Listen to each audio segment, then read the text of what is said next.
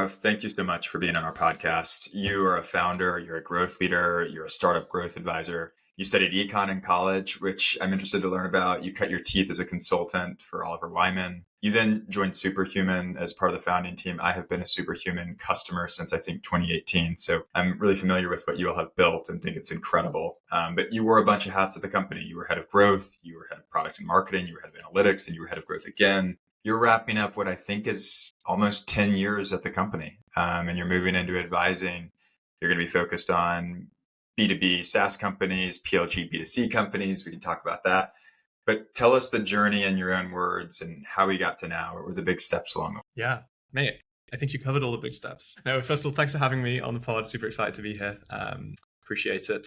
Yeah, I mean, I think my career steps at a meta level have been one of following what brings me joy, first and foremost. Like, where do I have like innate first principles enjoyment from the work that I'm doing? I think when you enjoy the work you're doing, you do just 10x better work. And so every single step has been kind of leaning in that direction. As you mentioned, I cut my teeth in management consulting. And the thing I enjoyed about that was, A, the people I was working with are absolutely brilliant. Like every single person who I had the pleasure of working alongside was incredible. And B, it was just so much diversity and breadth of learning, right? Like you learn an incredible amount in such a short space of time, way more so than you would at any one particular job, because you're constantly shuffling every 3 to 6 months from different companies. I wanted to lean more into tech. I wanted to lean more into building a product that like was actually used and touched by real end users. A lot of the products we built in consulting were used by the businesses we advised, right? But there was only 50 to 100 end users. I wanted to build something much bigger than that. And so Superhuman like really scratched that itch for me. Now, when I'm thinking about advising and what my next steps look like, again, there's that diversity and that breadth, but there's also meeting and connecting with just like literally hundreds and hundreds of amazing people making the world a better place, and being able to help those people on their journey brings me a lot of innate joy. I also am like, I'm a nerd. I like to spot patterns. I like to spot trends. I also like connecting people to other people. And so it feels a little bit like a video game. There's like all these different side quests, opportunities, things you can do to kind of just add value to the community around you. I'm like Link running around Kakariko Village, completing little, postman quests and just helping everyone. And it's just a lot of fun. So will I be doing this next step forever? And like, absolutely not. Like, these things last a certain time and then you lean into something else. But I'm really excited about the next steps. Very cool. Go back to college. You studied econ, and I think econ is fascinating, but econ also has the reputation of the dismal science. So what led you to econ? I love the dismal science. Yeah. Well, in the UK, well, first of all, there's this, somewhat archaic system of what university degree you're quote unquote like allowed to study based on your A levels. So my A levels were maths, further maths, econ, and biology. Right? And so I pretty much was picking between those three for in terms of a university course. You can branch out into other things like computer science and maybe like engineering. And frankly, if I could go back, I may have done computer science. Like it might have been more, hands-on useful. But I was like, what, option value. Option value is really useful. Econ is a kind of degree that just gives you the chance to do basically anything afterwards. And then secondly, diversity. In my degree, I studied everything from like geopolitics and like the history of how countries have like come to be, very kind of like right brain, creative essays, reading literature, all the way through to game theory, which I absolutely love in terms of strategy and how people think. And then like matrix multiplication, just like straight up math. I'm code switching. I normally would say maths. Like, with like LLMs and how, deep learning works and stuff. It's pretty cool that I had the university experience to like truly understand some of the underlying concepts that power this like tech wave that we're experiencing right now. Like I can kind of watch the YouTube video that like deeply explains how these things work. And I'm like, yeah, I get that. Like I can kind of like picture it or visualize it at a more fundamental level. I think that diversity is really valuable. And so I don't regret or rue any of the sort of time that I spent doing it. I'd say my one complaint is that like I do think courses that give you more of a hands-on skill set are very useful. So like CS for programming is like very useful. I picked up those skills on the job anyway, so whatever. To what extent, when you were in school, and maybe even just in the couple of years afterward, were you aware, like looking back on yourself at that time, were you aware of the moment in time you were living through from a technology perspective? I was barely aware, is what I would say. No, I mean, less flippantly, I actually interned at a really cool company when I was a freshman. Not many people do freshman internships, like maybe 1% of folks bother in their first year. Interned at a company called Redgate Software, which makes productivity tools for database engineers. This is like back in the late 2000s. And back then, the idea of a data scientist didn't exist. Analytics engineers, data engineers didn't exist. It was all like DBAs, right? Database admins. But anyway, they needed productivity tooling.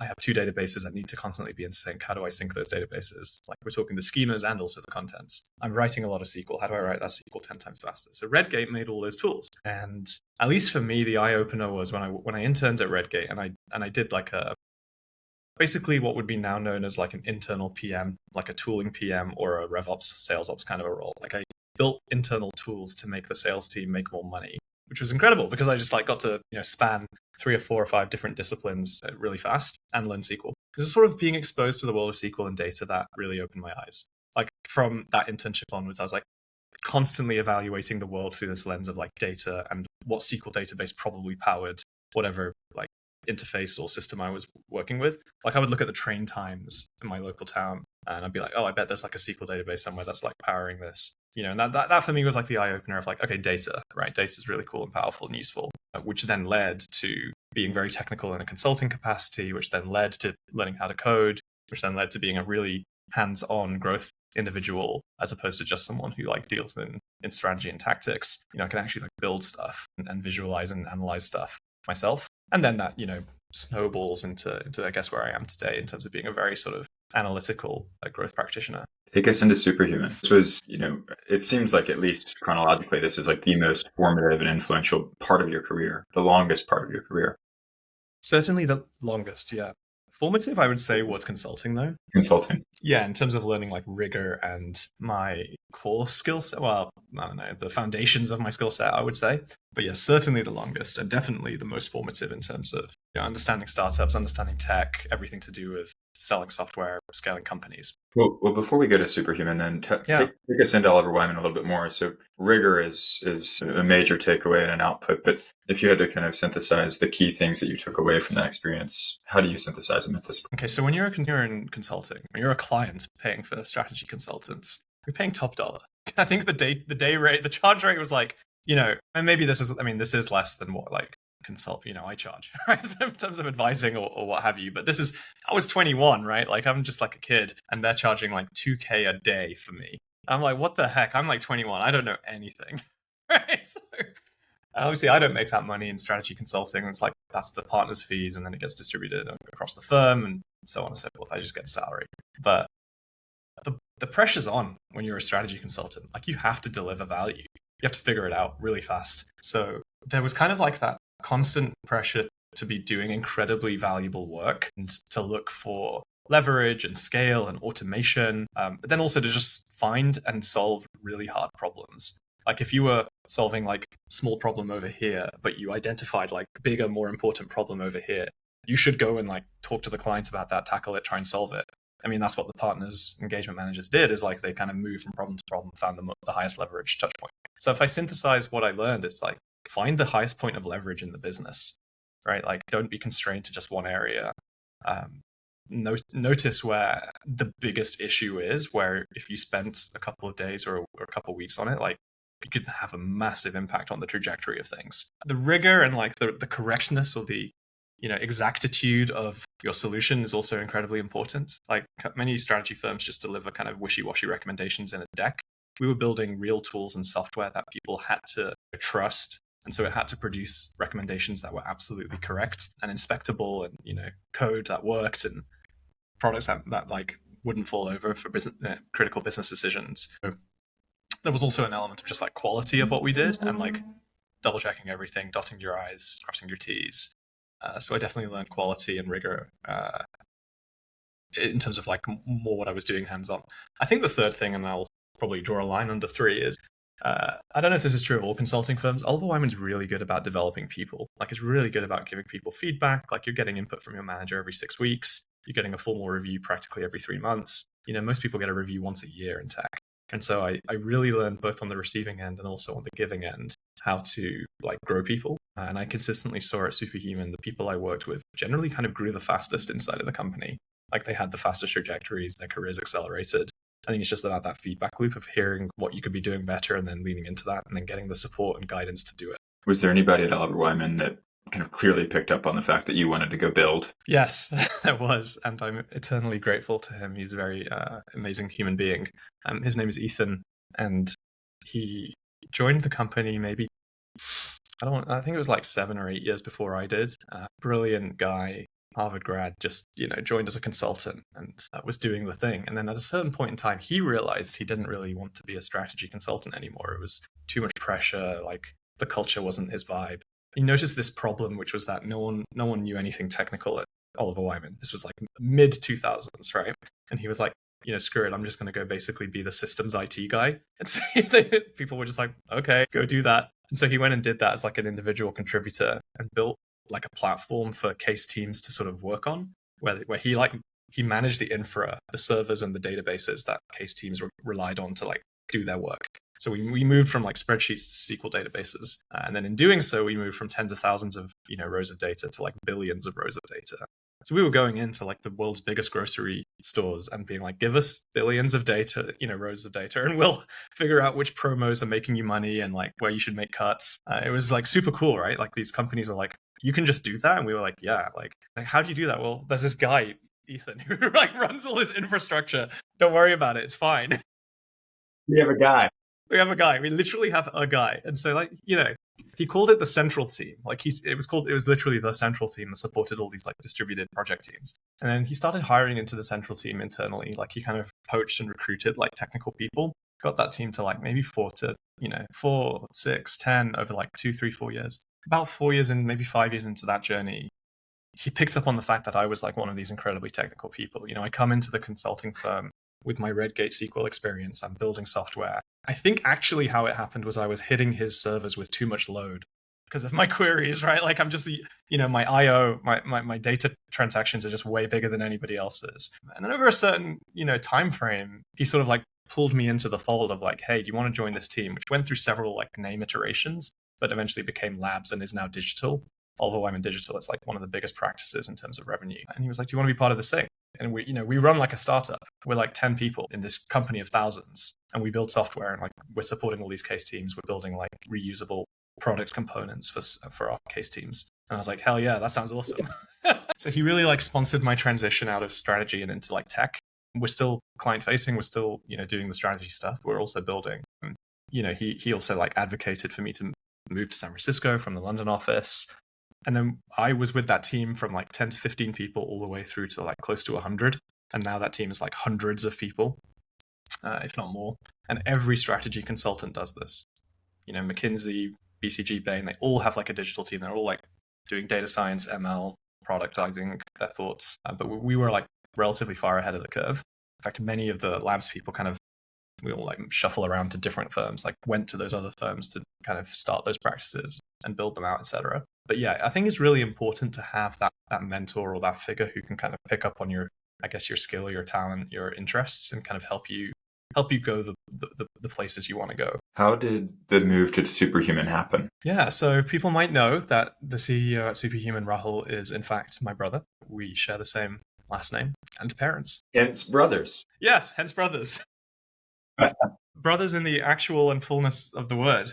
Just like, oh yeah, we're brothers, actual. In any case, part of why I wanted to move to San Francisco was because he moved 5 or 6 years prior with his first company, Reportive, which went through YC. He exited to LinkedIn in 2010. And so I saw that like, firsthand. I was like, wow, that's a cool journey, right? Like I saw this thing go from nothing, literally a couple lines of code, an idea over a weekend, to a startup that all of a sudden was going through Y Combinator and then had this amazing exit within like 18 months, 24 months. I was like, wow.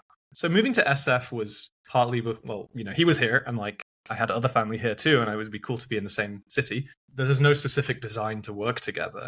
We moved on like literally January 1st, 2015. And I think it was only like January 20th by the time he and I were sitting down and he was pitching me on the idea of Superhuman that he'd been thinking about for 6 months or so. And he showed me the pitch deck. It was like pre-seed, balsamic mock-ups of what he wanted Superhuman to be. And he was saying, look, I'd like you to join the founding team. I think you'd add a lot of value. You'd bring all this expertise around analytical rigor, product thinking.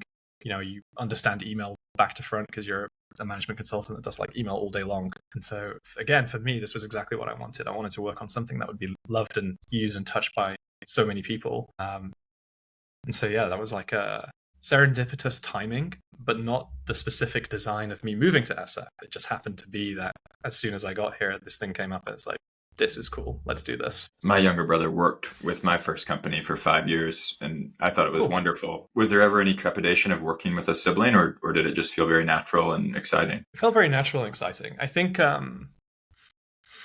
it helps that I have cousins who had been co-founders of a startup that started a few years earlier than Superhuman. And so we could look at that as a very close version or an example of a company that's already doing it and feel good about it. But, there are many other companies that also have done the same and done really well. The Collison brothers at Stripe being like one of the best examples, but there's so many others, right? I think it was just very exciting.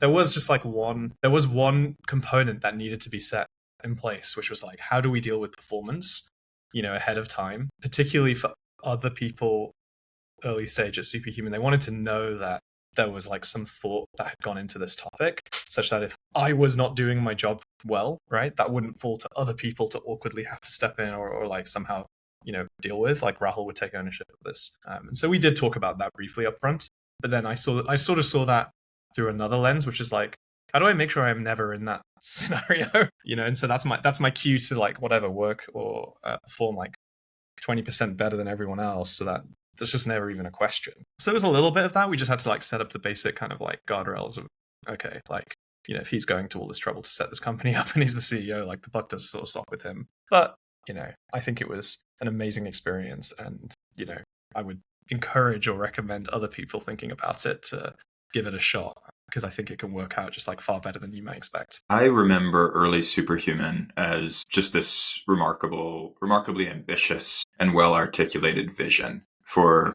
a problem that, even as a user at that time, like I didn't find myself super aware of. Like it was like the vision opened my eyes to the problem that I had. And where I'm trying to go to with this question is, when did you start to really believe rationally in the business rather than irrationally in the business? Great question. I think, my irrational belief definitely came first, and then the rational came in after. I appreciate the framing here.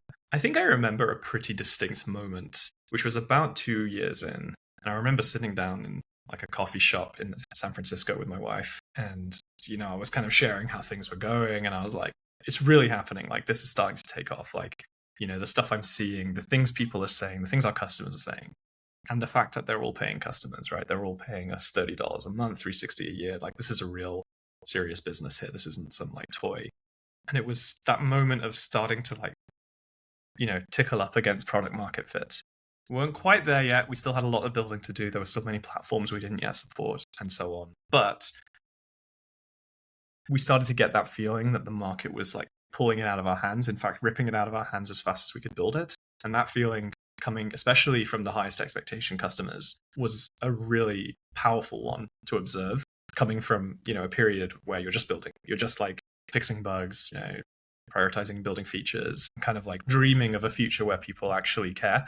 And then you get to that moment, you're like, wow, okay, now it's real. And, now the numbers are going up. How long between we're just building, but how long between you joining the company and that conversation with your wife? Do you remember? It was about 2 years, yeah, maybe 18 months to 2 years. I mean, it was a very long build to get going, to build something that's that high quality with that broad of a surface area. The thing with most products is you can find a small niche that solves like the sort of simplest version of the problem, usually within a couple months, to a year, right? Email products have an enormous surface area because the incumbents, Gmail and Microsoft in particular, have been around for decades. And so they've just had decades worth of feature, they've accrued all these features that people come to expect. And so it took a while to get that first like complete feature set. Also with the quality and the reliability that we needed to have. We saw lots of other startups build email products and get to market faster than we did, but then subsequently flop because they released widely. Maybe they attracted hundreds of thousands of users, but those users encountered deal breaker bugs. Like, I sent an email and it never sent. I sent an email and it sent 3 times.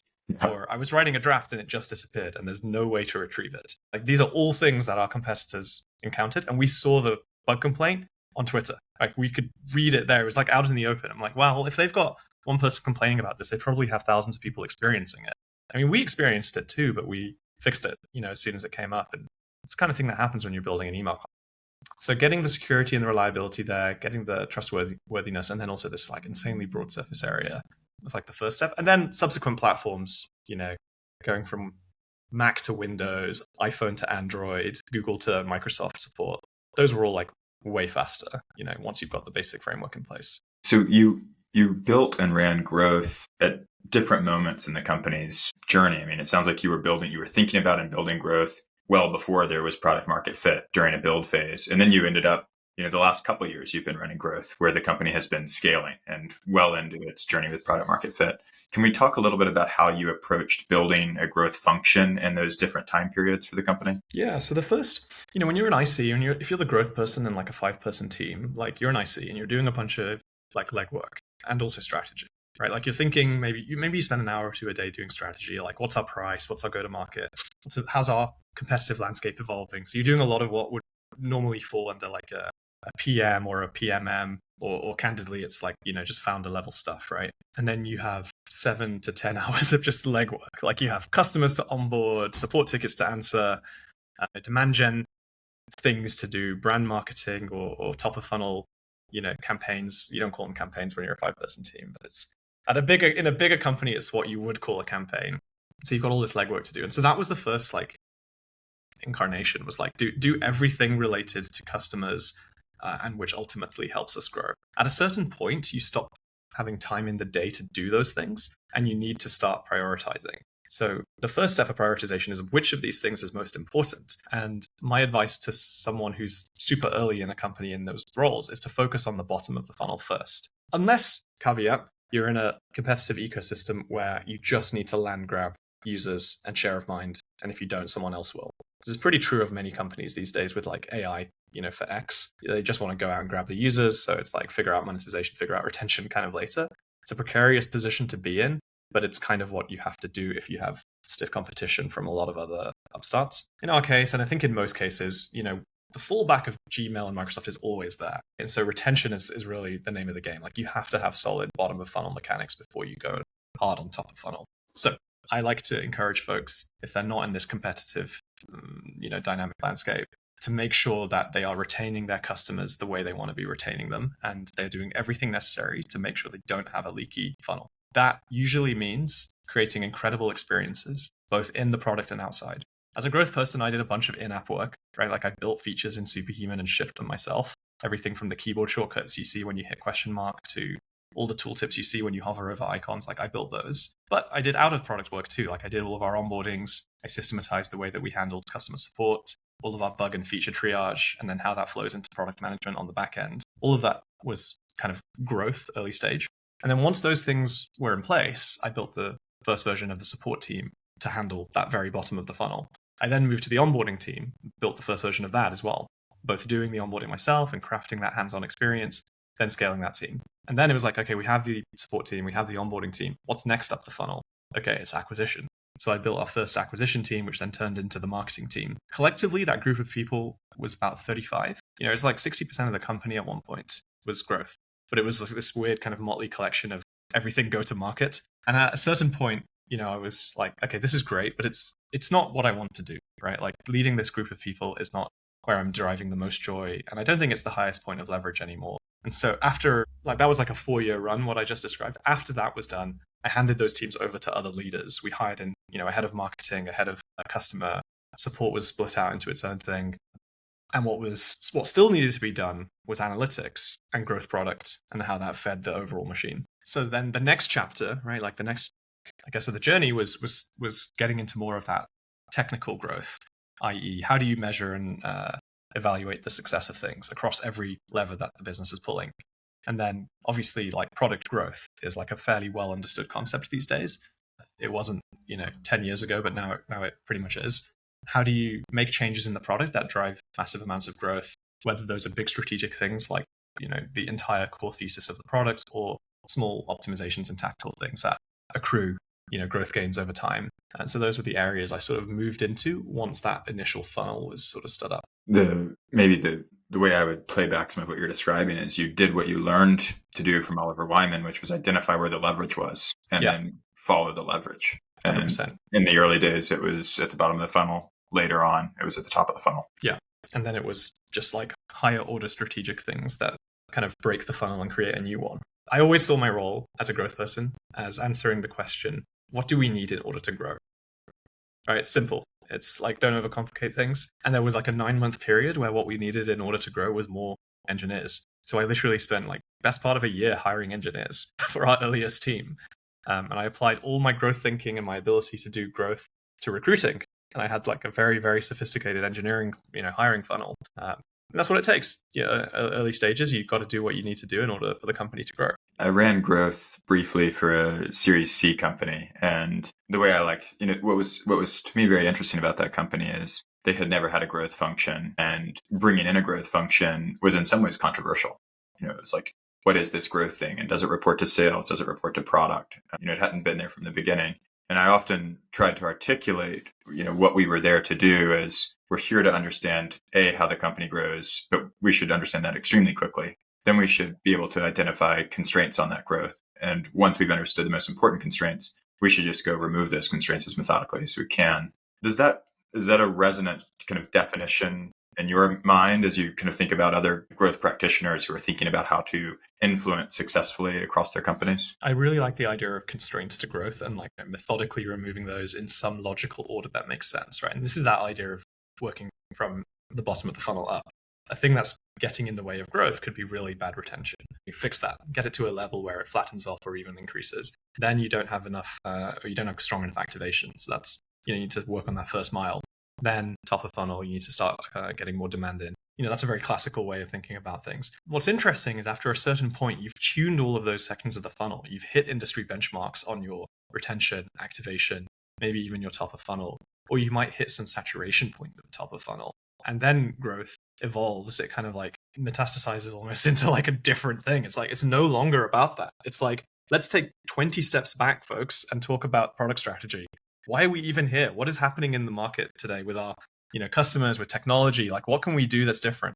And that, from there, you'll have really interesting conversations. Some people might view that more as the realm of core product or just like product leadership or what the CEO needs to be thinking about. But I argue that growth needs to be in those conversations because, you have to have a lens on, well, how is this thing that we might be taking a massive bet on going to drive growth? So that could be like, hey, we're going to build a second product, right? We're going to stack that on top of our first product. Or it could be, we sell to consumers, we need to sell to businesses, we need to like evolve our B2C company into a B2B company with PL, product-led sales, bridging the gap from product-led growth to enterprise. Or it could be something else, right? Like we need to start charging usage-based and evolve our product more towards something that scales with our customers. There's any number of directions that you could take. I think the most useful growth people think at that level and they help the company make these big leaps. And then you sort of like, pick a path and then you dive in for another year or two to do what you described, which is getting rid of the barriers to that new model's growth. You've come out of this 10 years at this very successful, very well-known software company. You've obviously been a practitioner on the mechanics of growth. You've come from a background in consulting where there's a lot of breadth and a lot of interest and intellectual stimulation from the breadth. It feels like you could go in so many directions. Like you could go be an investor, you could go be an operating partner, you could go be a founder. You've chosen to go start a growth advisory. Why have you chosen that path? Well, there's one element which is like leaning in where the momentum is, right? I noticed 2 years ago, I was getting a ton of inbound asking for my thoughts and help with certain topics. Hey, I really liked the onboarding at Superhuman. Can we chat with you for an hour about onboarding? How did you guys get the virality going? Or like, waitlist, should we do a waitlist? Tell me everything strategic and tactical about that. And so all these topics kept coming up and I'm like, okay, well, yes, we can chat and I will chat. And I love helping founders. But I noticed there was more of an ongoing and a deeper need where the company, like the founder is amazing at product and doesn't know the first thing necessarily about growth or marketing. Okay, cool. Like we could be a powerful combination together. So I've actually been advising companies for the last 2 years. I'm kind of on the side of my work at Superhuman. I found it to be incredibly rewarding because you see companies go from kind of not knowing what they're doing to growing really successfully, hitting all their milestones, hitting all their like revenue or growth goals, and then beating them, and then getting to profitable, right? And like not needing to raise that next round. Like what a dream for a founder to hit that moment where they're like, oh, I'm no longer, this company is now in my control. Like I can do what I want with it. And to be part of that journey is very rewarding. So I'm leaning into where that momentum is. That being said, I'm always open to interesting opportunities. I mean, if something cool comes along, I'll give it a go. But what I do think is that advising allows me to experience and see a lot of different companies, explore breadth, and then learn more as well. And then from there, I think I would be a more useful operator, investor, any number of other roles that I could play with a bit more of that breadth, having done advising for however long I intend to do it. Curious to hear you describe how rinse and repeat a growth advisory service is. Or maybe another way to kind of put the question is, are there several very consistently high leverage areas that kind of again and again are where you're going to spend your time? Or do you find it to be more company specific? So I think I'll answer that in the inverse order. The company specific stuff is just how different the team you're working with can be from company to company. Like really understanding the people. Usually it's the founder or CEO you're working with. And where are they in terms of their strengths, their skills, their understanding? Why are they a 10x founder? And where are they a 10x founder? And then, okay, where are the blind spots they may have, the gaps that they need your help with? That to me is like the bit that changes so wildly from company to company. Where two companies on the surface could look very similar and the people running them could be completely different. It's really fun. I love that part of it. And I really like to get to the point where there's that genuine and deep trust with me and that person or whoever those people are. Okay, but the bits that are the same, right? Growth strategy, one. It's like, how does it, like you said, how does this company grow? There are usually some pretty well-defined, predefined concepts. Componentry around the product, how does this product feel good? Why do you, how does it make an impact? How does it solve problems for its customers? Like those bits are all fairly similar.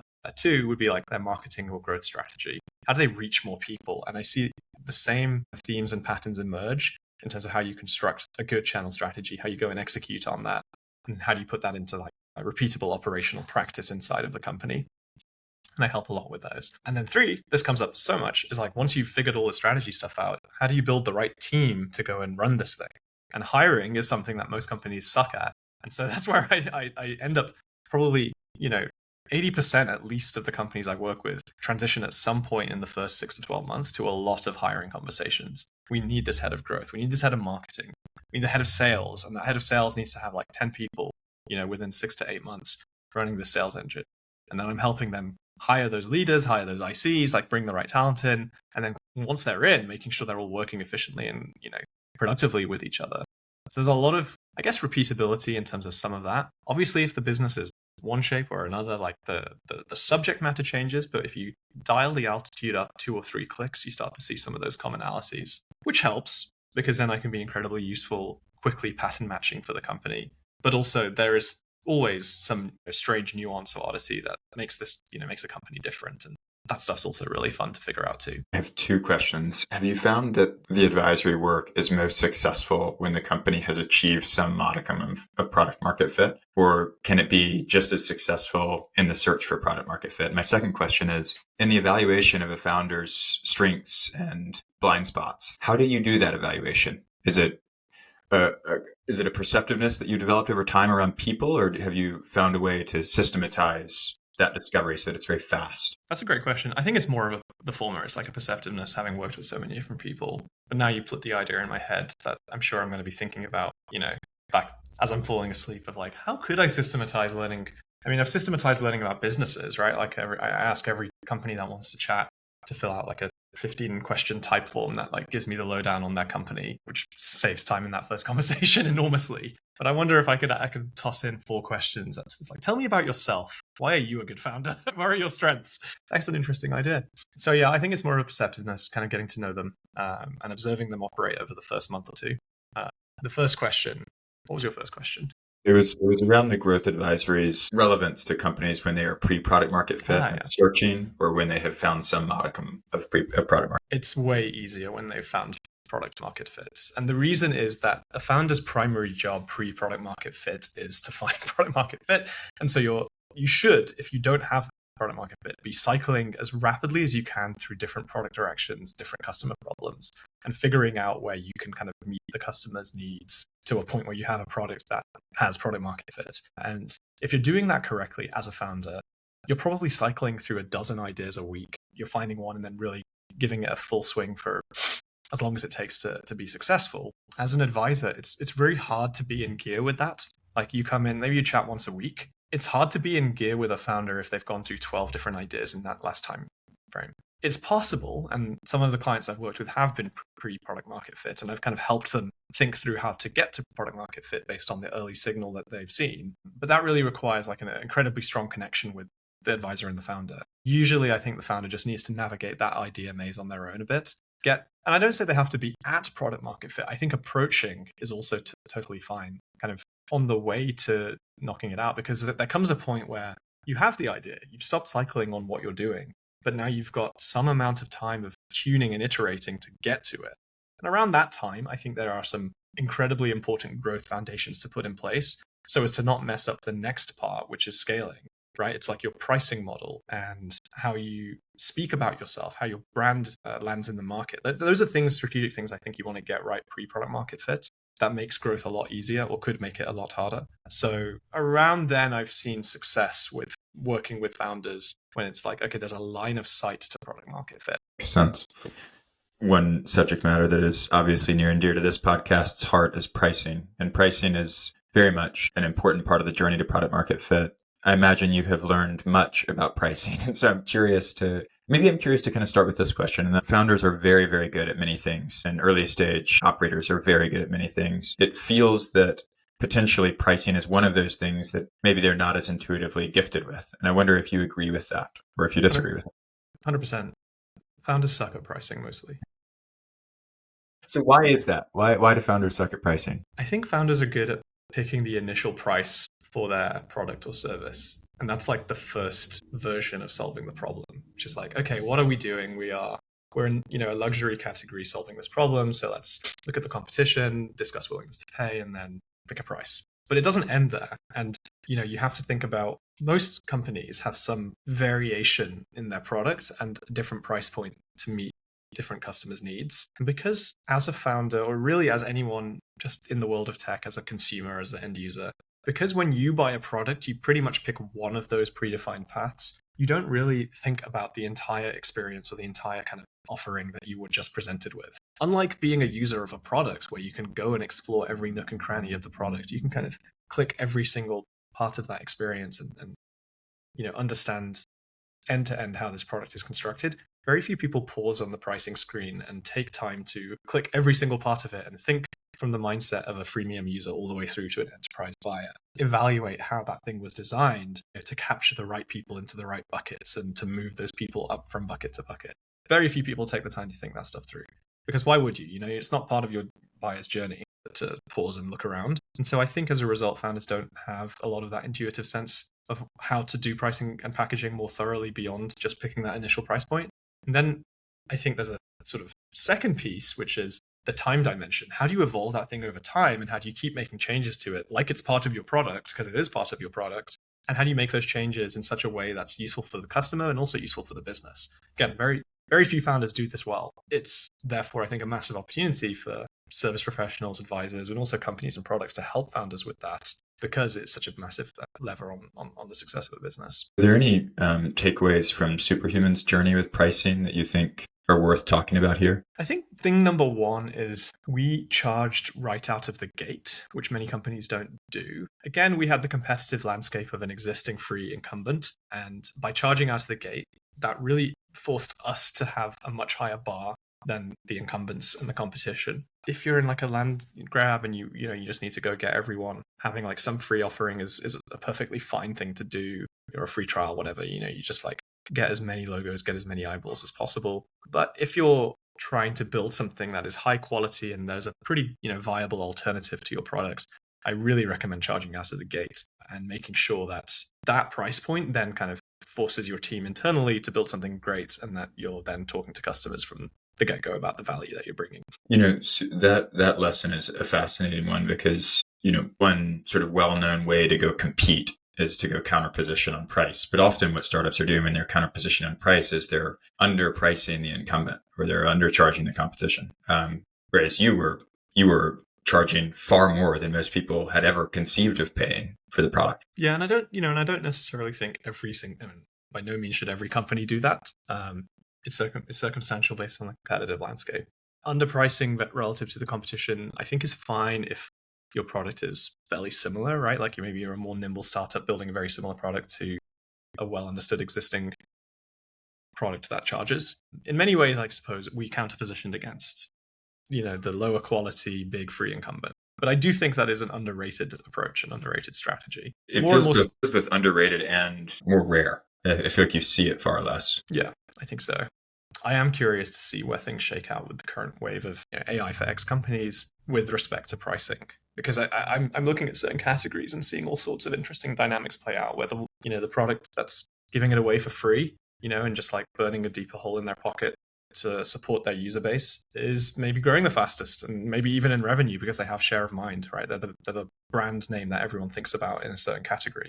AI call recording is sort of my pet's case study on this topic, where there's so many call recorder startups, and it's very interesting to see how the pricing that they're each picking is affecting their growth and their reach. But yeah, I think, go on. Are you seeing most of them price for land grab and adoption, or are you seeing some of them say, that's not the right way, we need to think about it differently? What I'm seeing is those that are pricing for land grab are kind of pulling ahead of the pack. They're getting more, brand recognition, raw number of users. And because the product is somewhat commoditized at a certain level, it's kind of easy to build that core product, then go and land grab a bunch of users and then figure out what to do next. The ones that are sort of charging from the get-go, I think, are having a harder time because of the way the competitive, dice are loaded. I want to use this word specifically, and it's misconceptions. Are there any misconceptions about pricing that you think are prevalent across early stage operators and founders? Maybe there's a misconception that, like, and this goes back to what I was saying about pricing from the get-go, that, charging your customers is somehow bad. You have to have a free trial, you have to have freemium, like it's kind of embarrassing to ask a customer to pay if you're like not feature complete or you have some bugs. It's like none of these things are true. It's completely okay to charge from day one. This is a joke, right? But I launched my Substack last week and I had a paid plan from day one. And guess what? I got a bunch of people pay me. You're right. And it's kind of great signal for me to have. My personal ARR is, I wouldn't have personal ARR if I didn't have the paid tier. Now, obviously, I'm going to build it out and develop into it and do all the things I just said about iterating it over time. But I do think it's like a common misconception to not do that from the start. And to kind of really lean into the high end of the value that you're adding versus getting locked into, sort of a race to the bottom on price. The closing question I like to ask in this podcast is always the same. And it's, is there a moment in your career that you look at and you think to yourself, that is the key moment? It is the real inflection in my professional story. No, I think I'm a big believer, 1% better every day, 37 times better at the end of the year, that kind of thing. Like, I'm a big believer in small and incremental improvements every single day to what you're doing. Spoken like a true growth leader. 100%. Yeah. Except, I said earlier that you have to take 10 steps back every now and then and make a giant swing. That might be your 10% swing, actually. But there's certainly been impactful days, impactful bits of feedback I've heard, right? Like career growth moments, learning opportunities. But I really do think investing in oneself every single day is the most like repeatable way to grow one's career, rather than assuming or relying on any specific moonshot or lucky moment. And you can certainly engineer lucky moments, right? By surrounding yourself by the right people, being in the right place at the right time, etc. And those can have really big trajectory changes for your course. Those can have no worries. Those can have some big swings for your direction. But there's a lot that one can do just to like engineer that 1% improvement each day for oneself. I did a very resonant answer, and you're one of the few people who has not cited a moment in this. And I've done 50 of these now. It's amazing. Where can people reach out to you and learn more about what you're building? Yeah, totally. Well, if you want a better email experience, go check out superhuman.com. But if you want to connect with me, you can check out my LinkedIn, Gbora, check out my Twitter, Gaurav Vohra1, my Substack, which is substack.gauravvohra.com, or my website, gauravvohra.com. It's been so much fun, Gaurav. Thank you so much for doing it. Yeah, likewise. Thank you for having me.